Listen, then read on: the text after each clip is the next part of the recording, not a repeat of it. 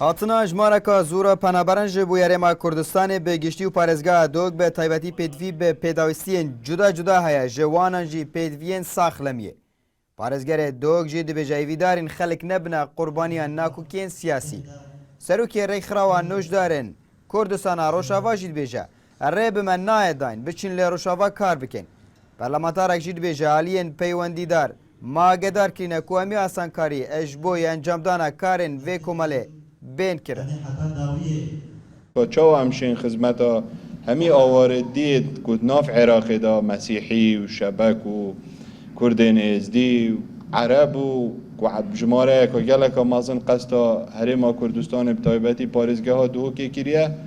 مهاری کاری ها کریه بو چه ریکناه تدان کو ام بشین خدمتا خلکی خوب کن روشاوای کردستان کرد قبلا کرد بکه گو دا ام کاربن آری کاربن قل ملت إخوة أف خلافة سياسي قد نافا بارتي سياسي زبونا ورجب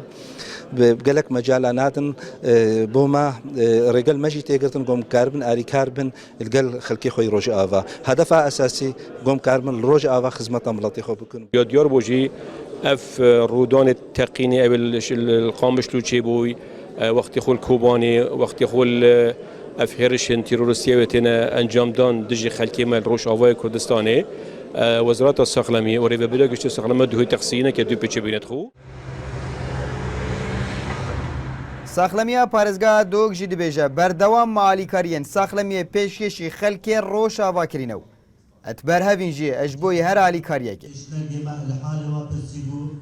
اف کومالا وک بلایانه زیادتر بشین خدمت تندرستی بگهین در روشاوای کردستانه ما وک ریوبریا گشت ساخلمی پارزگاه ها دیو که همی آماده خو دیار کرد کو ام بشین پشتوانی لی بکینه و کو بتر خدمت یه تندرستی بگهنه همی خلک ما روشاوای کردستانه و خلک ما دی الباشور کردستان که در سر خراوان و جارن کردستان روشاوا ریخراوان و جارن کردستان روشاوا لباجار دوگ بحث ارمان جابونا خو کرن وکه جوانی چاره سرکنا دست پیکی جبوی بریندارن پیش مرگو پیش کشکرنا پیدوین ساخلمی جبوی پنابران عبدالصمد ریکانی NRT دهو